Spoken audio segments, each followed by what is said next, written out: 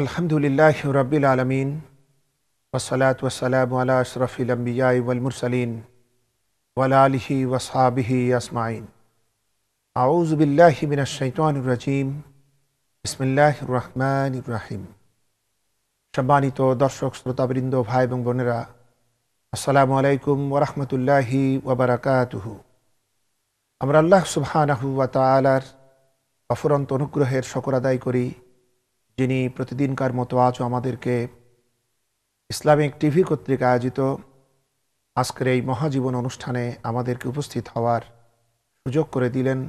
এজন্য আমরা পড়ি আলহামদুলিল্লাহ। সম্মানিত ভাই এবং বোনেরা, বিগত পর্বে আমরা আপনাদের সামনে আলোচনা শেষ করেছি মোটামুটি আকারে ইসলামের সুমহান খোলাফায়ে রাশিদিনের জীবনযাপন পদ্ধতি, তাদের রাষ্ট্র শাসন প্রণালী এবং মুসলিম উম্মার প্রতি, মানব জাতির প্রতি তাদের অবদান, এ সংক্রান্ত কথাবার্তার প্রায় 90টি পর্বে আমরা আপনাদের সামনে উপহার দিতে চেষ্টা করেছি।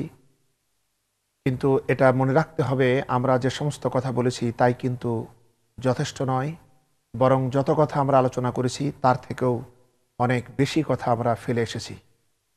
আসলে আমরা চেয়েছি আমরা সকলেই যেন তাদের জীবন সম্পর্কে জানার জন্য সকলেই যত্নবান হই, চেষ্টিত হই এবং আমাদের ব্যক্তি, পরিবার, সমাজ, রাষ্ট্র এবং আন্তর্জাতিক জীবনকে যেন সেই আলোকে আমরা যেন গঠন করতে পারি। সম্মানিত ভাই এবং বোনেরা, আমাদের দেশ এবং বিদেশে বহু সংস্থা রয়েছেন যারা স্ব জাতির মহান ব্যক্তিদের নিয়ে তাদের জন্ম উৎসব, মৃত্যু উৎসব উপলক্ষে তারা তাদের জীবন আদর্শের উপরে আলোচনার ব্যবস্থা করে থাকেন। আমরা সেই সমস্ত সংস্থার কাছে অত্যন্ত বিনীতভাবে অনুরোধ করব যে আপনারা আপনাদের পবিত্র কর্মতৎপরতার মধ্যে অবশ্যই ইসলামের এই সুমহান খোলাফায়ে রাশিদিনের জীবন ইতিহাস সর্বসাধারণের সামনে তুলে ধরার জন্য আপনাদের কর্মসূচির মাঝে হযরত আবু বকর সিদ্দিক রাদিয়াল্লাহু তাআলা আনহু, হযরত উমর ফারুক রাদিয়াল্লাহু তাআলা আনহু, হযরত উসমান রাদিয়াল্লাহু তাআলা আনহু এবং হযরত আলী রাদিয়াল্লাহু তাআলা আনহুর জীবনে যেন আলোচনার ব্যবস্থা করা যায়, সে ব্যাপারে আপনারা যত্নবান থাকবেন। এই বিনীত অনুরোধ রেখেই আমরা পরবর্তী আলোচনা শুরু করছি। আজকে আমরা আলোচনা করতে চাই রাসূল পাক সাল্লাল্লাহু আলাইহি ওয়াসাল্লামের পবিত্র স্ত্রীগণ সংক্রান্ত আলোচনা আমরা আপনাদের সামনে রাখতে চাই। অর্থাৎ আমাদের জন্য তা হচ্ছে উম্মাহাতুল মুমিনিন, অর্থাৎ মোমেনদের মাতা। রাসূল পাক সাল্লাল্লাহু আলাইহি ওয়াসাল্লামের স্ত্রীগণ ছিলেন সমস্ত মুসলিম উম্মার শ্রদ্ধেয়া জননী, সম্মানের সর্বশ্রেষ্ঠতম আসনে তারা সমাসীন। আল্লাহ পাক তাদেরকে তার প্রিয়তম হাবিব জনাবে মুহাম্মদুর রাসূলুল্লাহ সাল্লাল্লাহু আলাইহি ওয়াসাল্লামের জীবন সঙ্গিনী হিসেবে মনোনীত করেছিলেন এবং পরবর্তীতে আল্লাহ পাক তাদের প্রতি তার সন্তুষ্টি, রহমত, বরকত বর্ষণ করেছিলেন এবং তিনি নিজে ঘোষণা করেছেন যে হুজুরে পুরনূর সাল্লাল্লাহু আলাইহি ওয়াসাল্লামের স্ত্রীগণ হচ্ছে গোটা বিশ্বের মোমেনদের মা। সম্মানিত ভাই এবং বোনেরা, সুতরাং আমরা অত্যন্ত শ্রদ্ধার সাথে তাদের জীবন ইতিহাস নিয়ে আলোচনা করতে চাই এবং আমরা অনুরোধ করে নেই আমাদের সম্মানিত মা বোনদেরকে, তারা হচ্ছেন আপনাদের সকলের আদর্শ। তাদের জীবন ইতিহাস আমাদের দৈনন্দিন জীবন আচরণের প্রতিটি পরতে পরতে ফুটিয়ে তুলতে পারতে হবে। রাসূল পাক সাল্লাল্লাহু আলাইহি ওয়াসাল্লাম বলেছেন, যে ব্যক্তি যাকে মোহাব্বত করে কিয়ামতের দিন তার সঙ্গে তার হাসর হবে। অবশ্যই আমরা চাই আমাদের মা বোনদের হাসর হোক হযরতে খাদিজা রাদিয়াল্লাহু তাআলা আনহার সাথে, হযরত আয়েশা রাদিয়াল্লাহু তাআলা আনহার সাথে। এভাবে মুসলিম গৌরবময় নারীদের সাথে রাসূল পাক সাল্লাল্লাহু আলাইহি ওয়াসাল্লামের স্ত্রীগণ এবং তার কন্যাগণের সঙ্গে আমাদের মা বোনদের হাসর হোক, এটাই তো আমাদের চাওয়া আল্লাহ পাকের কাছে। সুতরাং আমরা আশা করি প্রতিটি মা বোন সহ আমাদের সম্মানিত ভাইরা সকলেই অত্যন্ত মনোযোগ সহকারে আমাদের এখনকার এই ধারাবাহিক আলোচনাগুলি আপনারা শুনতে সচেষ্ট হবেন এবং আমাদের জন্য দোয়া করবেন আল্লাহ রাব্বুল আলামিন যেন যথাযথভাবে এই সুন্দরতম কথাগুলি যেন সুন্দরতমভাবেই পরিবেশন করার তৌফিক যেন আল্লাহ পাক আমাদেরকে দান করেন। আমরা দোয়া করি আল্লাহ রাব্বুল আলামিন যেন এই কথাগুলি থেকে আমাদের মা বোনদের, আমাদের ভাইদের, আমাদের আপনজনদের জীবনকে পরিপূর্ণরূপে ইসলামী আদর্শে তৈরি করার সুযোগ যেন আল্লাহ পাক দান করেন এবং কিয়ামতের দিন তাদের সাথেই যেন আমাদের মা বোনদের হাসর নসিব হয়। এই দোয়া করি আমরা আলোচনা শুরু করি। উম্মাহাতুল মুমিনিনদের মাঝে সর্বপ্রথম এবং সর্বশ্রেষ্ঠ ব্যক্তিত্ব হচ্ছেন হযরতে খাদিজাতুল কুবরা রাদিয়াল্লাহু তাআলা আনহা। তার নাম ছিল খাদিজা, তার পিতার নাম হচ্ছে খুয়াইলিদ, তার সম্মানিতা মায়ের নাম হচ্ছে ফাতিমা। হযরতে খাদিজা রাদিয়াল্লাহু তাআলা আনহা, তার জন্ম হয়েছিল আমুল ফিলের অর্থাৎ হস্তি বছরের 15 বছর পূর্বে। হযরতে খাদিজা রাদিয়াল্লাহু তাআলা আনহা তার জীবনযাপন, তার কর্মপদ্ধতি, তার কথাবার্তা, তার কাজকারবার সকল দিক থেকে তিনি তৎকালীন আরব জাতির দৃষ্টি আকর্ষণ করতে পেরেছিলেন। যে জামানাকে জাহিলিয়াতের জামানা বলা হয়, সেই জামানায় চারিদিকে ছিল অন্ধকার, মানব চরিত্রের সমূহ অন্ধকারে ভরপুর ছিল। যে সমাজটি ভালো বলতে তার কোনো বালাই অবশেষ ছিল না, তার মাঝে এক উজ্জ্বল প্রতিবিম্বের মতো হযরতে খাদিজা রাদিয়াল্লাহু তাআলা আনহা মানুষের সামনে ভাসমান ছিলেন। তার আদর্শ চরিত্র দেখে বিমুগ্ধ হয়ে, তার জ্ঞান বুদ্ধি প্রজ্ঞা দেখে তৎকালীন সম্মানিত ব্যক্তিবর্গ সকলেই স্বতঃস্ফূর্ততার সাথে তাকে উপাধি দিয়েছিলেন তাহেরা, অর্থাৎ পবিত্রা। অপবিত্র একটি পরিবেশ, সমস্যা সংকুল একটি পরিবেশ, জুলমের একটি পরিবেশ, সেই পরিবেশে তিনি ছিলেন সকলেরই শ্রদ্ধার ব্যক্তিত্ব। তার পিতা, তার সম্মানিত পিতা খুয়াইলিদ, তিনি ছিলেন তৎকালীন আরবের বিখ্যাত বীর, সেনানায়ক, ব্যবসায়ী, ধনাঢ্য ব্যক্তি এবং অভিজাত শ্রেণীর ব্যক্তিত্ব তিনি ছিলেন। সকলের কাছেই শ্রদ্ধার ব্যক্তি ছিলেন। তিনি ব্যবসায়ী ছিলেন, বহুদূর দূরান্তরের মানুষ তাকে চিনত। তারই কন্যা হচ্ছেন হযরতে খাদিজা রাদিয়াল্লাহু তাআলা আনহা। হযরতে খাদিজা রাদিয়াল্লাহু তাআলা আনহা, তিনি তার বাল্যকাল, তার শৈশব, তার কৈশোর সেই জামানাই কেটেছে, কিন্তু তার ভিতরে তিনি ছিলেন এক উল্লেখযোগ্য ব্যতিক্রম। আল্লাহ রাব্বুল আলামিন তাকে তৈরি করেছিলেন। সম্মানিত ভাই এবং বোনেরা, হযরতে খাদিজা রাদিয়াল্লাহু তাআলা আনহা, তার যৌবনের শুরুতে তার প্রথম বিয়ে হয়েছিল আবু হালাহ নামে এক ব্যক্তির সাথে। তিনিও তৎকালীন সমাজে ধনী এবং সম্মানীয় ব্যক্তি হিসেবে পরিচিত ছিলেন, কিন্তু অল্পদিন পরেই তার মৃত্যু ঘটে এবং মৃত্যুর পূর্বেই তার 2টি সন্তান জন্মগ্রহণ করে। কোনো কোনো বর্ণনায় 3টি সন্তানের কথা আমরা পাই। রাসূল পাক সাল্লাল্লাহু আলাইহি ওয়াসাল্লামের নবুয়তের পর এই সন্তান দ্বয় কিংবা সন্তান ত্রয় তার ইসলাম গ্রহণ করেছিলেন। প্রথম স্বামীর ইন্তেকালের পর হযরতে খাদিজা রাদিয়াল্লাহু তাআলা আনহার বিবাহ আসতে থাকলো। তিনি যেহেতু রূপে গুণে, ধনে মানে সব দিক থেকেই সমগ্র আরবের সেরা ছিলেন, যে কারণে অল্প দিনের ভিতরেই তার পিতা তাকে তার এক আত্মীয় আতিক নামে এক সম্মানিত ব্যবসায়ীর সঙ্গে তার বিয়ে দিয়ে দেন। আতিক, ইনি ব্যবসা বাণিজ্যে পরিপূর্ণ দক্ষ ছিলেন, ধনাঢ্য ছিলেন, তার সমাজে বড় পরিচিতি ছিল। এরপরে সেখানে সংসার চলতে থাকলো এবং সেখানে একটি কন্যা সন্তান জন্মগ্রহণ করে। কিছুদিন পর আতিকও দুনিয়া থেকে বিদায় হয়ে যায়। দ্বিতীয় জামাইও যখন দুনিয়া থেকে বিদায় গ্রহণ করল, খুয়াইলিদ অত্যন্ত চিন্তিত হয়ে পড়লেন। আমরা জানি সমাজে বিধবাদেরকে খারাপ দৃষ্টিতে দেখা হয়, তাদের বিরুদ্ধে নানা রকম অপমানকর কথা বলা হয়। এরকম কথা তার ব্যাপারেও আসা স্বাভাবিক ছিল, কিন্তু তিনি যেহেতু ছিলেন সকলের শ্রদ্ধা এবং সকলের কাছে সম্মানের পাত্রী, যে কারণে প্রকাশ্যে এরকম কোনো কথা বলার সাহস কারো ছিল না।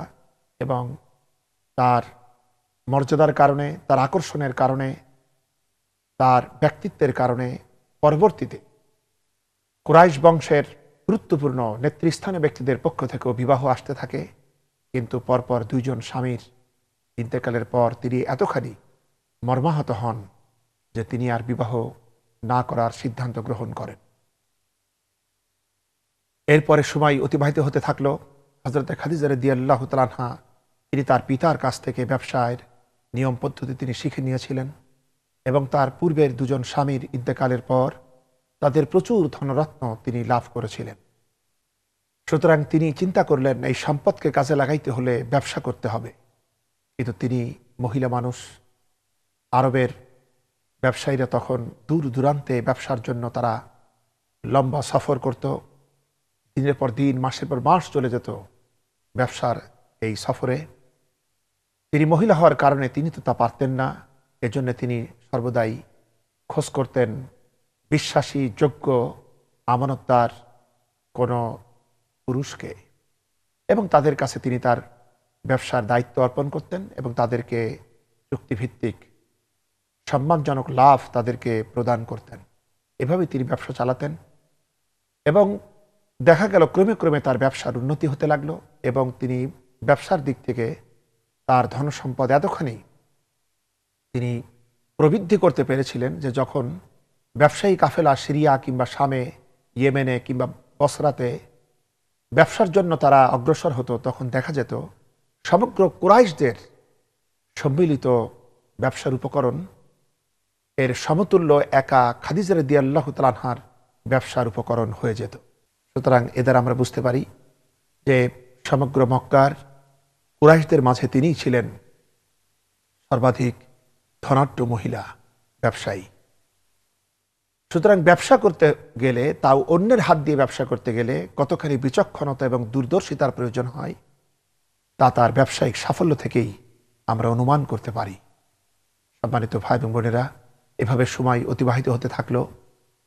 ইতিমধ্যে মক্কায় হযরতে মুহাম্মদুর রাসূলুল্লাহ সাল্লাল্লাহু আলাইহি ওয়াসাল্লাম তার বাল্যকাল অতিক্রম করে যৌবনে পদার্পণ করলেন।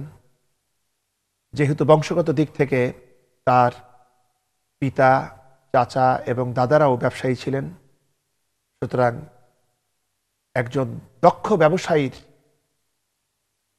স্বভাবসুলভ যোগ্যতা তার রক্তে প্রবাহিত হচ্ছিল এবং তিনি তার কৈশোরে তার চাচা আবু তালিবের সঙ্গেও ব্যবসায়ী কাফেলায় তিনি দূর দূরান্ত সফর করেছেন।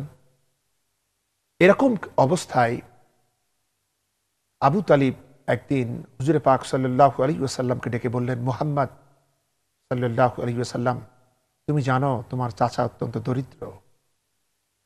তুমি এখন যোগ্যতা অর্জন করেছো, কিন্তু আমার এমন কোনো শক্তি সামর্থ্য নাই যে তোমাকে ব্যবসার জন্য আমি কিছু পুঁজি দিতে পারি।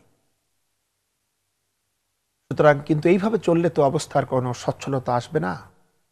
আমি জানতে পেরেছি কুরাইশদের কাফেলা সত্তরই ব্যবসার জন্য দূর দূরান্তে রওনা হবে এবং খাদিজা রাদিয়াল্লাহু তাআলা আনহা তিনিও তার ব্যবসার মাল সামান বিদেশে পাঠাবেন। এজন্য তিনি যোগ্য লোক তালাশ করছেন।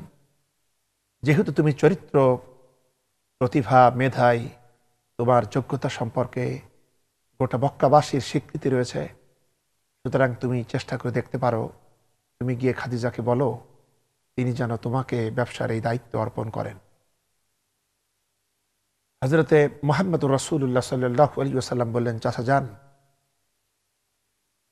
প্রয়োজন হলে হয়তো তিনিই আমাকে খুঁজে নেবেন। আবু তালিব তখন বললেন, হতেও তো পারে যে ইতিমধ্যেই সে হয়তো কাউকে নিয়োগ দিয়ে ফেলবে, সুতরাং তোমার যাওয়াটাই আমি ভালো মনে করি। আবু তালিব তিনি নিজেও খুব চিন্তিত ছিলেন মুহাম্মদ সাল্লাল্লাহু আলাইহি ওয়াসাল্লামের এই বেকারত্বের অবসান করানোর জন্য। তাই তিনি নিজেই একবার হযরতে খাদিজা রাদিয়াল্লাহু তাআলা আনহার সঙ্গে সাক্ষাৎ করে বললেন যে, আমি তোমাকে এমন এক ব্যক্তির কথা বলছি যে হচ্ছে আমার ভাতিজা, চরিত্রে, পবিত্রতায়, যোগ্যতায়, মেধায় সে হচ্ছে অতুলনীয়। তুমি ইচ্ছা করলে তাকে তোমার ব্যবসার দায়িত্ব অর্পণ করতে পারো। হযরতে খাদিজা রাদিয়াল্লাহু তাআলা আনহা জবাব দিয়েছিলেন যে, আপনি বললে আমি তো আমার অপছন্দের দূরের কোনো মানুষকেও নিয়োগ দিতে পারি, আর আপনি যখন এমন এক ব্যক্তির কথা বলছেন যিনি আমাদের নিকটতম এবং আমাদের আপন, সুতরাং তাকে নিতে তো আমার কোনো আপত্তি হওয়ার কথা নয়। এবং এরপরে হযরত খাদিজা রাদিয়াল্লাহু তাআলা আনহা হুজুর সাল্লাল্লাহু আলাইহি ওয়াসাল্লামকে ডাকলেন এবং তাকে বললেন যে, আপনি আমার এই ব্যবসার মাল সামানের পুরা দায়িত্ব গ্রহণ করে আপনি এই মালামাল নিয়ে সিরিয়ায় চলে যান এবং আমি অন্য অন্য দায়িত্বশীলদেরকে যে পরিমাণ লাভ দিয়ে থাকি, টাকা দিয়ে, অর্থ দিয়ে থাকি, তার থেকেও আমি আপনাকে বেশি প্রদান করব। সম্মানিত ভাই এবং বোনেরা, এর মাধ্যমে আমরা বুঝতে পারি খাদিজা রাদিয়াল্লাহু তাআলা আনহা যোগ্য মানুষ চিনতে কখনো ভুল করতেন না এবং তিনি যোগ্যতার মূল্যায়ন করতে জানতেন।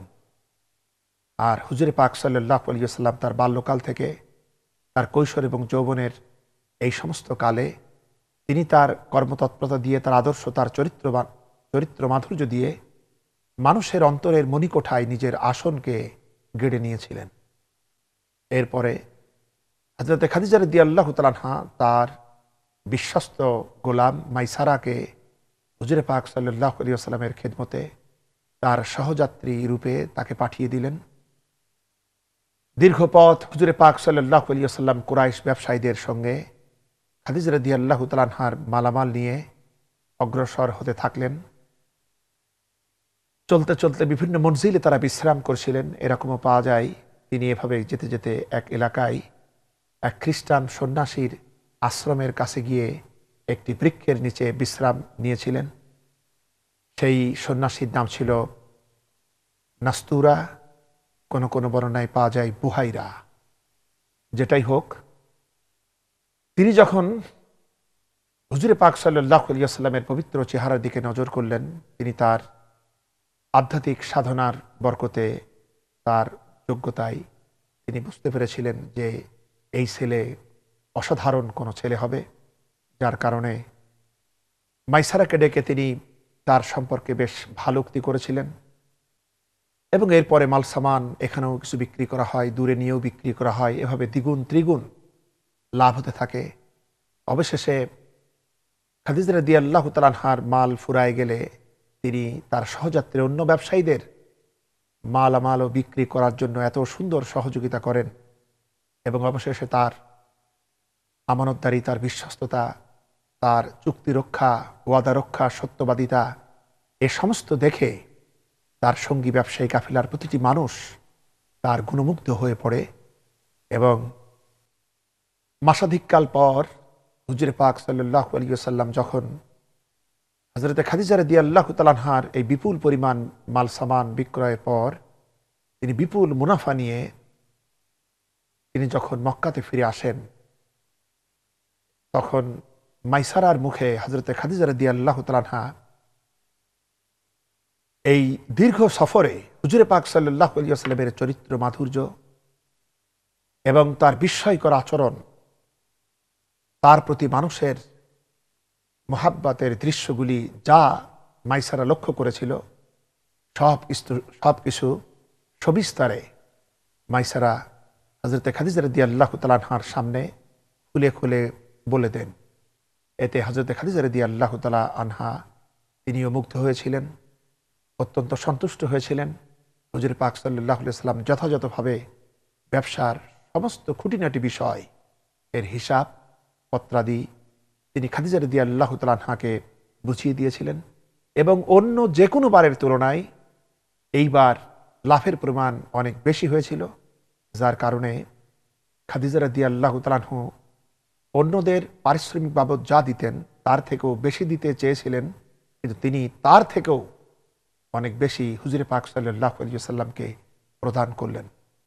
সম্মানিত ভাই এবং বোনেরা, হযরতে খাদিজা রাদিয়াল্লাহু তাআলা আনহা রাসূল পাক সাল্লাল্লাহু আলাইহি ওয়াসাল্লামের এই সমস্ত কার্যাদি এর প্রতি লক্ষ্য করেছিলেন এবং তিনি প্রথম থেকেই মক্কার আকাশে বাতাসে যখন হুজুর পাক সাল্লাল্লাহু আলাইহি ওয়াসাল্লামের চরিত্র মাধুর্যের বিস্ময়কর কাহিনী রূপকথার মতো ছড়িয়ে পড়েছিল মানুষের অন্তরে, মানুষের কাছে, তখন সেই কথা আত্মীয়তার কারণে এবং মক্কার একজন সচেতন নারী হিসাবে তিনিও জানতে পেরেছিলেন। তখন থেকেই তার প্রতি তার কৌতূহল ছিল, যার কারণে পরবর্তীতে আবু তালিবের প্রস্তাবের পরক্ষণেই খাদিজা রাদিয়াল্লাহু তাআলা আনহা হুজুরকে তার ব্যবসার সব থেকে বড় দায়িত্বটা তিনি তাকে প্রদান করেছিলেন এবং তারপর তার এই কর্মতৎপরতা, ব্যবসার প্রক্রিয়া এবং লাভবান হওয়ার পর তিনি তার প্রতি অত্যন্ত শ্রদ্ধা পোষণ করেছিলেন। যা কিছু তিনি শুনেছিলেন তার সব কিছু তিনি পরিপূর্ণ অবিকল রূপে আরও সুন্দরভাবে বাস্তবে তিনি তার মাঝে দেখতে পেয়েছিলেন। সুতরাং তার মনের অজান্তেই তিনি তাকে শ্রদ্ধা করা শুরু করেছিলেন, তাকে ভালোবাসতেছিলেন।